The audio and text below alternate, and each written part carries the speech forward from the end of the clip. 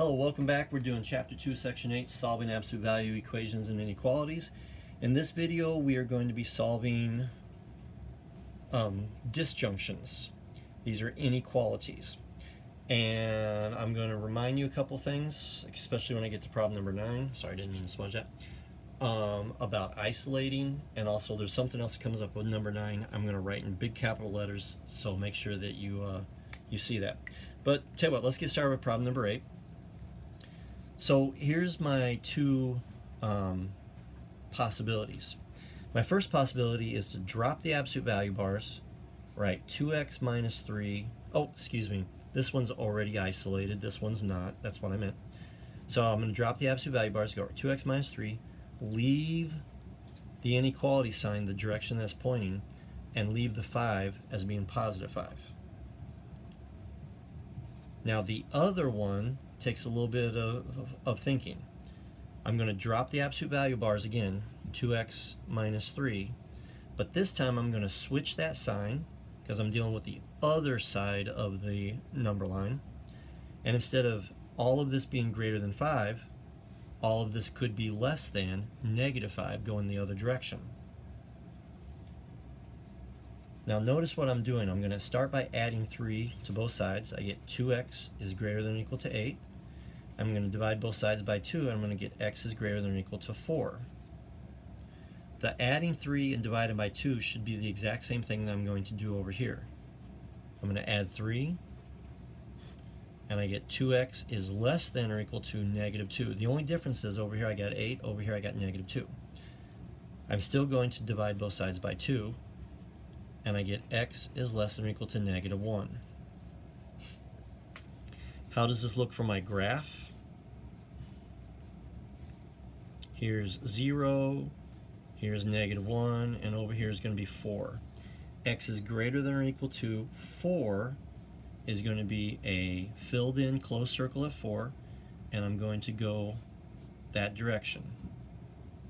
X is less than or equal to negative 1 is going to be a filled in circle on negative 1 because negative 1 and 4 are included, and I'm going to go this direction.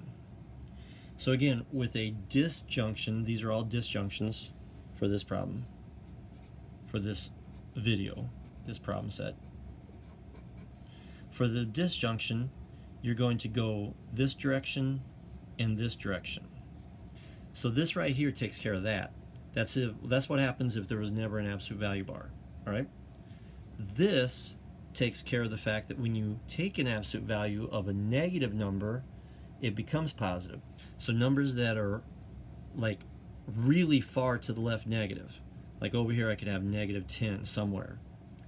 All right, the absolute value of negative 10 2 times negative 10 is negative 20.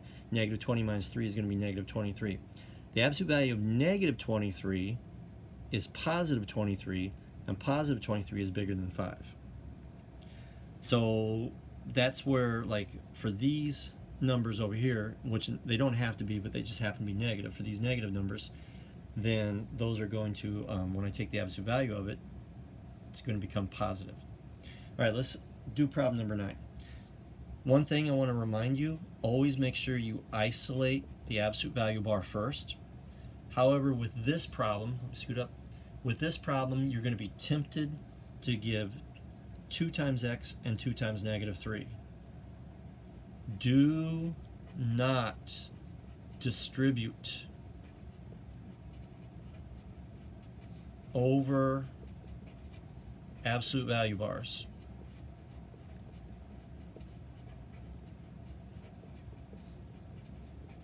Absolute value bars do work like parentheses in the fact that they group things together.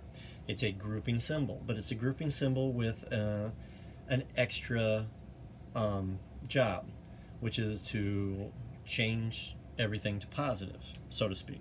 It's a bad way of saying it, but that's what it does. Now, if I did distribute this, and this does happen, I'll have a student do it and say, look, I got the same answer. Half the time it's going to work, half the time it's not going to work. And just because it works half the time doesn't mean that that's what I need you to do. All right. The times that it's going to work is when the number outside is going to be positive.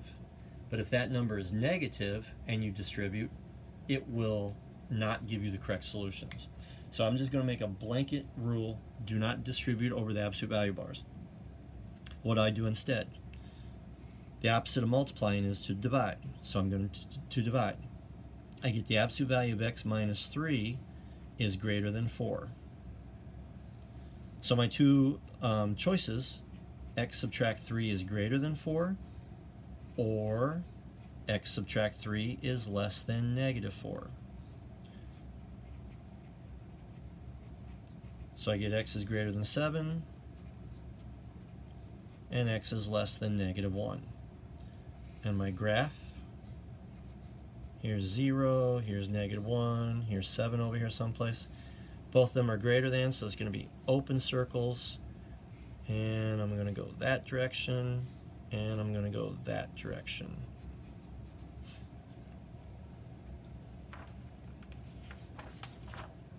Oops, sorry, I grabbed both papers. All right, last problem in this problem set. Again, I've got the plus 8 on the outside, so I need to isolate the absolute value bars first. Subtracting 8 from both sides, that does not change the sign. And I get the absolute value of 3x is greater than negative 3. And now you can stop.